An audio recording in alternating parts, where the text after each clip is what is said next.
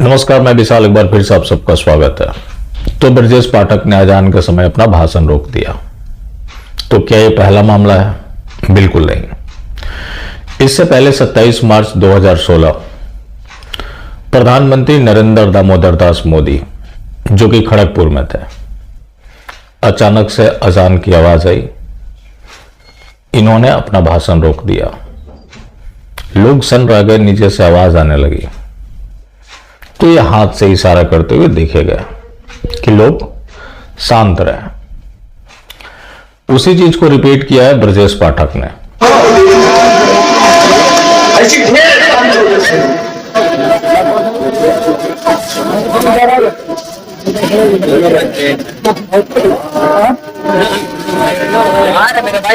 देख सकते हैं, बहुत अच्छी पहल देखने को मिल रही है यहाँ पे। ब्रजेश पाठक जी, जो कि अजान हो रही थी, उसके बाद इन्होंने अपनी स्पीच रोक दी है, जो कि बहुत ही अच्छा एक संदेश।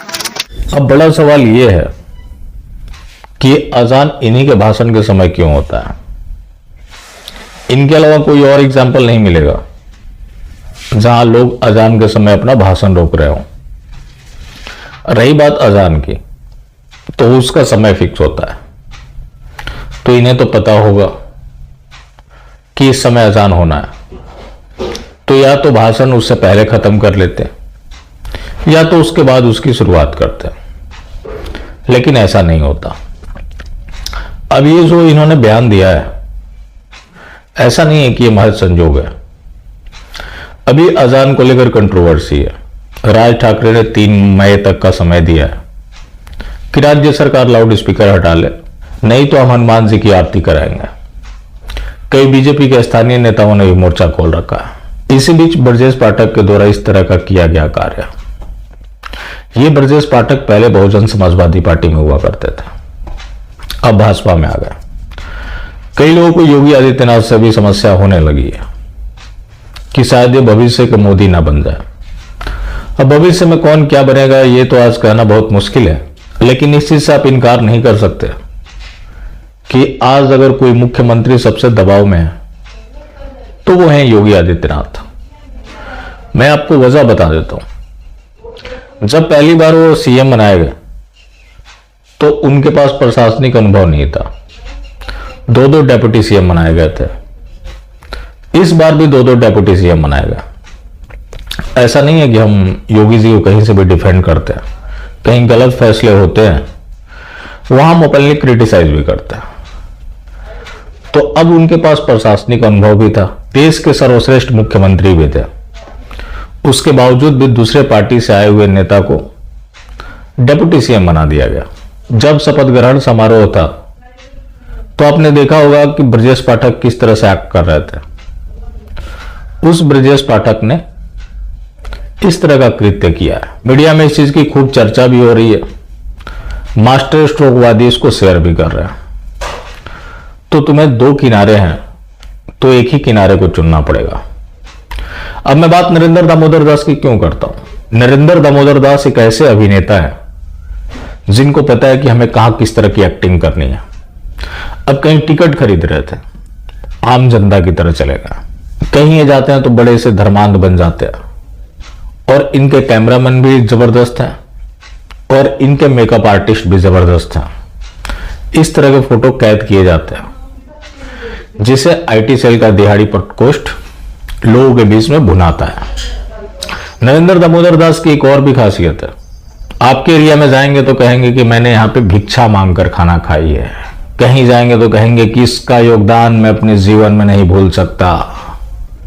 तो ये इनका हथकंडा बन चुका है, जिससे आसानी से हिंदुओं को ठगा जाता है। जिस अजान को लेकर बात है तो वहां क्या बोली जाती है? अल्लाह ही सर्वोपरि है, वही पूजनीय है, बाकी सबके एग्जिस्टेंस को नकार दिया जाता है। लेकिन वहां ये लोग भाषण रोक देते हैं। कभी आपने सुना या देखा कि ये लोग आरती के समय अपना भाषण रोक रहे हो? ऐसा नहीं होता। लेकिन अजान के समय जरूर ऐसा हो रहा है। आज जो आप देखते हैं कि हर जगह हिंदुओं के ऊपर प्रताड़ना बढ़ गई है, चाहे इनकी सरकार हो या किसी और की सरकार हो। एक चीज तो है कि इन लोगों ने हिंदुत्व का कॉपीराइट ले रखा है, बेशक अब धीरे धीरे छीनने लगा है। तो जो पार्टियां तुष्टीकरण के लिए बदनाम है वो आज तुष्टीकरण करने पर मजबूर हो गई। रही बात इन हिंदुत्ववादियों की, तो जब ये सत्ता में आए तो इन लोगों ने हिंदुओं का जितना नुकसान किया है इस 7 सालों में उतना पिछले 1000 साल में भी नहीं हुआ। रामनवमी हो या कृष्णाष्टमी हो, सरकारी छुट्टी खत्म हो गई, आज ऑप्शनल है। बाकी जो विदेशी मजहब है उनके त्योहारों पर सरकारी छुट्टी। तो क्या ये महज इत्तेफाक है? बिल्कुल इत्तेफाक नहीं है, ये बहुत बड़े षड्यंत्र के तहत किया जा रहा है। इसकी वजह से लोग धीरे धीरे अपने धर्म को भूल जाए, मंदिरें टूट ही रही है। तो जो अपने धर्म को भूल जाता है उसका धर्मांतरण कराना आसान हो जाता है। तो हिंदुओं को अब रॉ मटेरियल बनाया जा रहा है। आज बातें बेशक ठीक ना लगे, लेकिन आने वाले भविष्य में इसके परिणाम आपको दिखने लगेंगे और दिखने भी लगे हैं। बहुत सी ऐसी चीजें हैं जो मीडिया में नहीं आती भी हैं तो उससे पहले उसे दबा दिया जाता है, क्योंकि सारा कुछ मैनेजमेंट के तहत चल रहा है। आपने कभी मीडिया में देखा कि इनके तुष्टीकरण के ऊपर कोई डिबेट हो रही हो? नहीं डिबेट होगी। आज जो ये चाहते हैं मीडिया वही बोलती है। रही बात एनडीटीवी जैसे संस्थानों की, तो वो सिर्फ और सिर्फ प्रोपेगेंडा चलाते हैं। वरना अगर इनकी सच्चाई है वो बताना शुरू कर दें तो उनके दफ्तर में भी ताला लगने में ज्यादा समय नहीं लगेगा, लेकिन वो प्रोपेगेंडा चलाते हैं। बाकी जो सो कॉल्ड राष्ट्रवादी चैनल हैं वो इनके जुमलों को चलाते हैं, जिसका परिणाम यह है कि खुलकर तुष्टीकरण हो रहा है, हर तरफ से हो रहा है। ऐसा नहीं है कि ये सिर्फ योजनाओं का ही लाभ दे रहा है, हर तरफ से हिंदुओं को दबाया भी जा रहा है। अब सवाल यह भी होगा कि आम लोग इस चीज को क्यों नहीं समझते। तो 2014 के बाद एक ऐसा समय आया कि कुछ सरकारी तोते छोड़ दिए गए जो आप ही के जैसा एक्ट करते हैं, आपके सेंटिमेंट के अकॉर्डिंग बात करते हैं, लेकिन वहीं अपना एजेंडा रख देते हैं। जैसे सत्ताएं आएंगी सत्ताएं जाएंगी, लेकिन आपको कमल का बटन दबाते रहना होगा। मैं पॉलिटिकल व्यक्ति नहीं हूं, लेकिन जो सच है उसे सच तो कहना पड़ेगा। तो इस तरह के लोग इस तरह से प्लांट कर दिए गए, जिनका काम है सिर्फ और सिर्फ लोगों के माइंड को स्पॉइल करना। आज हिंदू बचेगा तो कैसे बचेगा? उसके त्योहारों के साथ जो हो रहा है वो आप सुने ही। मंदिरों को तोड़ा ही जा रहा है, योजनाओं से उसे बाहर किया ही जा रहा है, आर्थिक रूप से उसे तोड़ा ही जा रहा है। तो आखिर हिंदू बचेगा तो कैसे बचेगा?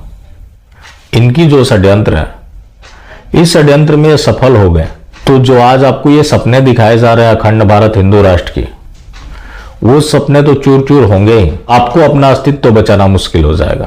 आखिर ऐसा क्या है कि किसी चीज के खिलाफ आवाज उठे तो ये लोग संकेत देना शुरू कर देते हैं।